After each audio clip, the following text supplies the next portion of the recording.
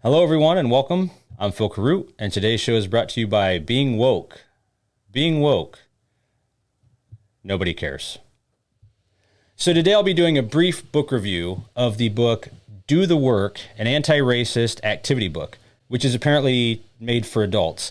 And the authors are W. Kamau Bell and Kate Schatz. Now, full disclosure, this is a book preview review. Why a book preview review, you might ask yourself? Well, because all I could read was the preview, which I checked out on Google Books, but literally that's all I wanted to read by the time I got done with the preview as well.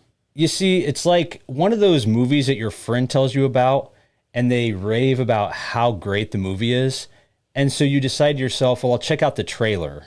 And you go and check out the trailer or the preview, and you realize there's no way on God's green earth are you going to subject yourself to the torture of watching the entire movie because you already saw how bad the movie was going to be when you saw the trailer or preview.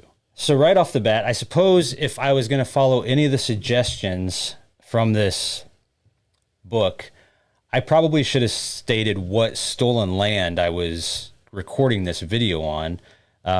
They even have a little comic in the preview that goes along with how we should say everything is from stolen land from somebody. You gotta love that fabricated guilt.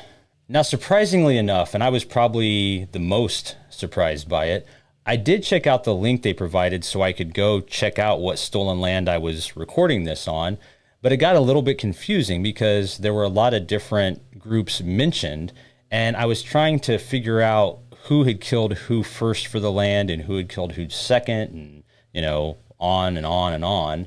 So I'll skip that part and just blindly assume that everyone before white people came here were peaceful and would have never taken anything that wasn't theirs. Kind of like we were supposed to blindly believe that the protests of 2020 were mostly peaceful. Now, anti-racist is a funny word because it so blatantly suggests, and even in this book, that it's actually okay to be racist as long as it's just racist against white people. Why? Well, because they're white. For instance, let's look at who the authors believe should be the primary audience for this book. You guessed it, white people.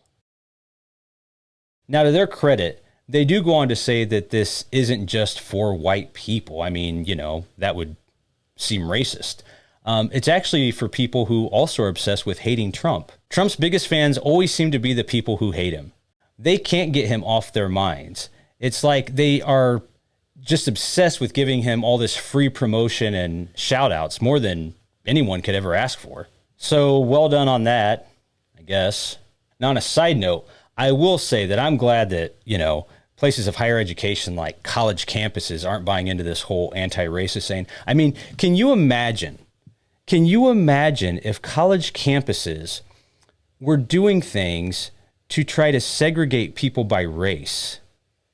Wouldn't that just be terrible? If college campuses were doing that, saying that, you know, white people can't go certain places, and that, you know, if a white person shows up to a place, you know, we have to give some kind of like warning or, you know, like bat signal, but for white people, so like white signal, that would be, I don't know, that seems racist. It seems racist that people would do that. So I'm glad that colleges aren't doing that.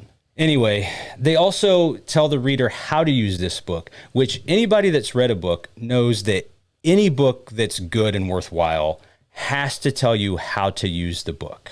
I mean, it's almost like they have this strong desire to tell you how you should think and feel about things, which seems very familiar, especially nowadays.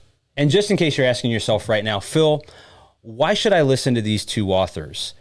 And more importantly, why should I take them seriously? Well, lucky you. They actually tell you why you should listen to them and take them seriously by actually not telling you anything other than the fact that they're obsessed with how people identify, as opposed to, you know, who people really are. So if you're into this whole self-loathing thing and, you know, you don't know how to look at the world and, you know, navigate issues throughout the world without being told how to do that and looking through just the lens of race, then you owe it to yourself to at least read the preview of this book.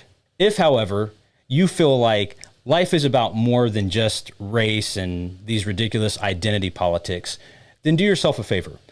Go read a book that doesn't assume you're a moron just because of your race or the fact that your beliefs might be different from that book's authors. Well, guys, that's all for me. Thanks for watching. Have a good one, and I'll talk to you soon.